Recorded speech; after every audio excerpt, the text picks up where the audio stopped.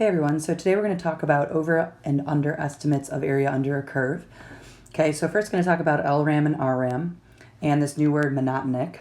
Okay, so monotonic just means it's either increasing or decreasing the entire interval. So it's not changing, increasing, decreasing. It's either decreasing or increasing the whole time. That's when we can guarantee that it's either an over or an underestimate of the actual area. So keep in mind when we talk about actual area, I'm talking if you went directly along this line, right, along this curve, this exact area below the curve, well, in this case, for example, RRAM would be an underestimate because the actual area is more than that, and LRAM would be an overestimate because it has more than just the yellow area. So I just want you to know what we're talking about. When I say over and underestimate of the actual area, I'm saying if you had that perfect smooth curve, exactly the area underneath it. So if we are decreasing, as you guys can see, okay, so if you want to write when f of x is decreasing, okay, that's also, we could say f prime is negative, right? LRAM, you'll notice, is an overestimate of actual area under the curve, and RRAM is an underestimate of actual area. Okay, so, sorry, my handwriting is bad when I'm zoomed out like that. So underestimate of actual area for RRAM, again, that's pretty easy to see from here. If it was a decreasing, if the slope is decreasing and you're starting from the right, you're always kind of starting at a lower point and going over, versus LRAM, you're starting at a higher point, and that's why you're going to be above it. So it's going to be an overestimate.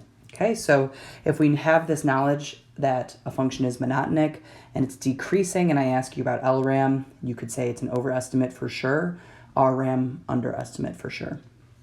All right, and then with that in mind, we can switch it up here. What about increasing? Well, you'll notice for LRAM, we start at a lower point, Because that function is increasing, LRAM actually ends up being an underestimate versus RRAM, start from a higher point.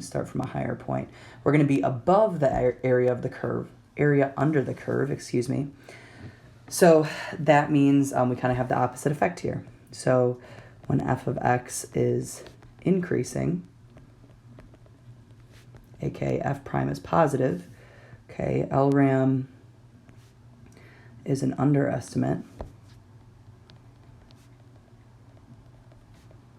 of the actual area, and RRAM is an overestimate.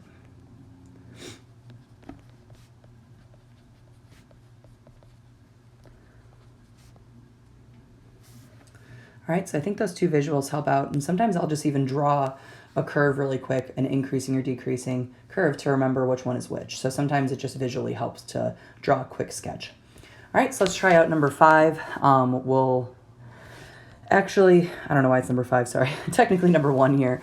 We'll do a regular RRAM like we've been doing, and then we're going to decide if it's an over or underestimate. All right, so take a look. It says approximate the area under the curve f of x equals x cubed from 0 to 6 with RRAM and 3 equal subintervals. So remember, now if it's equal, we can set up delta x is b minus a over 3. So delta x would be 2. So you've got 0 plus 2 plus 2 plus 2. So there's our 3 rectangles, 0 to 2, 2 to 4, 4 to 6. Okay, and again, delta x is 2 between all of them since it was equal. And we are doing RRAM, so we're going to be measuring at 6, measuring at 4, measuring at 2. So we're not going to be measuring at 0. All right, so we've got, we can factor delta x out to the front because it is the same for all of them. So we've got f of 2 plus f of 4 plus f of 6. All right, which gives us delta x is 2. F of 2, we're plugging into x cubed. So 2 cubed is 8. 4 cubed is 64.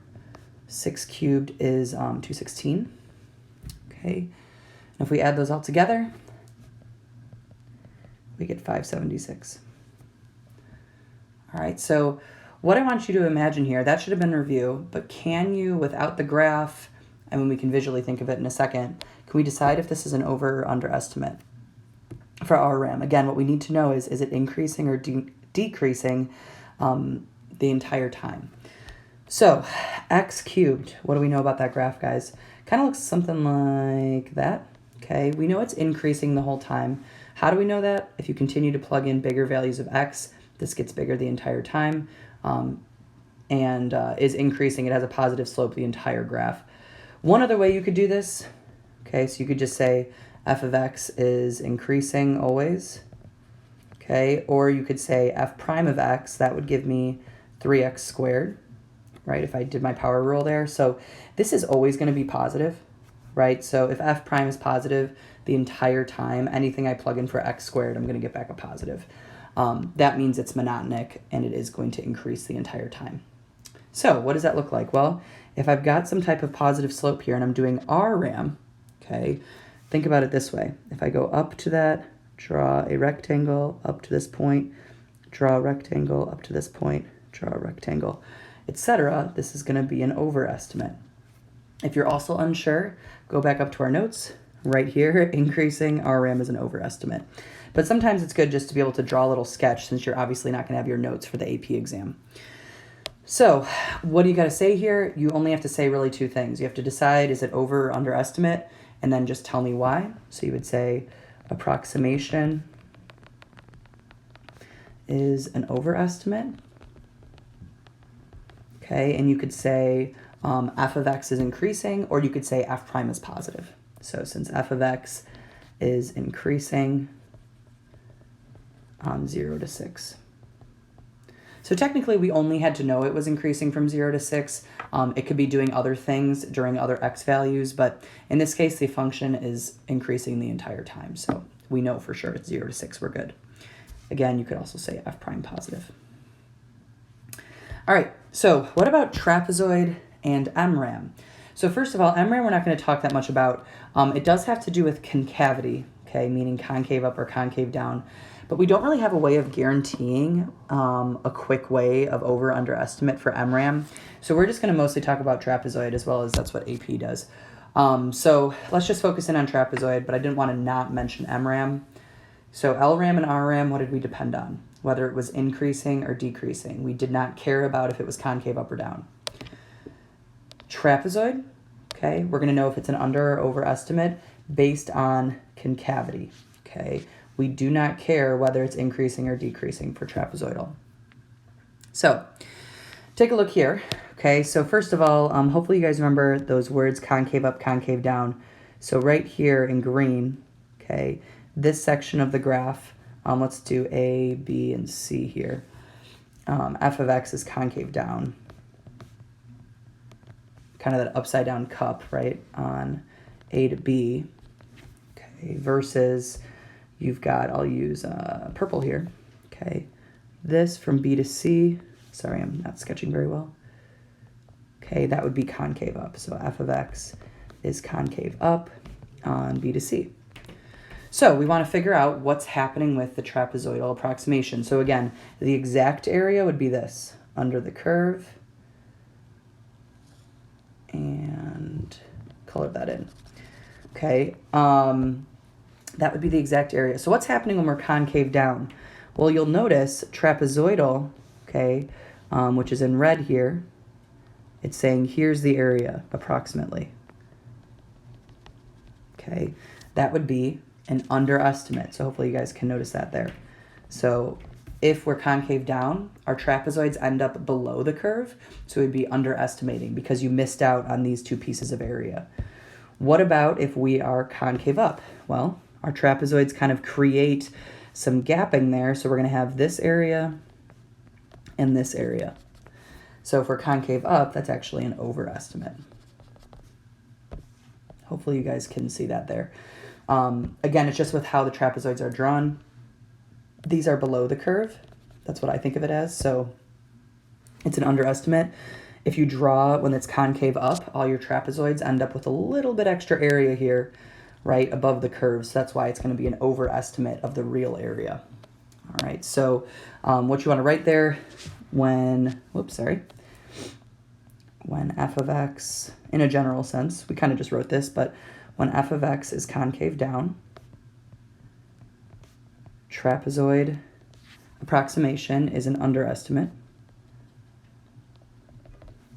Okay, and when f of x is concave up, trapezoidal approximation is an overestimate.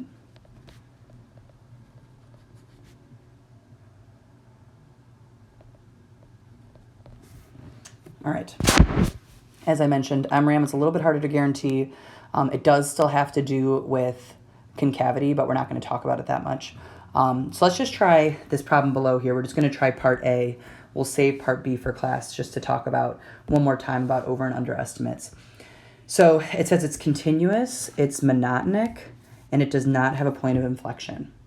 Okay, so what does this mean? Well, if we are thinking about the word monotonic, that just means it's always increasing or decreasing. So always increasing or always decreasing on the interval. It does not have a point of inflection. That means it does not change concavity. So this is good to know, right? Because for trapezoidal approximations, it matters if it's concave up or concave down the whole time. So let's take a look then at A. We're just going to try doing trapezoidal for equal subintervals. Okay, so we can use delta x, our little formula here, 7 minus 3 over 4, which gives me 1. You can see here we've got 3 to 4, 4 to 5, 5 to 6, 6 to 7, so there's my delta x of 1. So tables sometimes are equal intervals, right? A lot of times we've ran into tables that do not have equal intervals. And we are doing trapezoids, so you're welcome to use a shortcut. Why can we use the shortcut with that 1/2 and delta x factored out? Because delta x is equal for all 4 intervals. All right, so 1/2 delta x parentheses, we're doing f of x. This would be f of 3 plus 2 f of 4s would be used, 2 f of 5s, 2 f of 6, and 1 f of 7. Again, option to create 4 separate trapezoids. You could do this. You don't have to write this. I'm just showing you. 1/2 delta x, f of 3 plus f of 4, close parentheses. 1/2 delta x, f of 4 plus f of 5, close parentheses, plus etc., etc. Again, if delta x is not equal for all the intervals, you need to do this version. Okay, so let's just plug in from here. So we've got 1/2, delta x was 1. Okay, f of 3 is 2, plus 2 times f of 4 is 7, plus 2 times f of 5 is 10, plus 2 times 12, plus 13. If we add those all together, we get 36.5. Okay, so I want you guys to think about, we're going to answer this one in class, but is it an over or under estimate for a trapezoidal approximation? So let's think about concavity and think about how we can get concavity from a table. How can we tell what's really going on here? So we'll save that.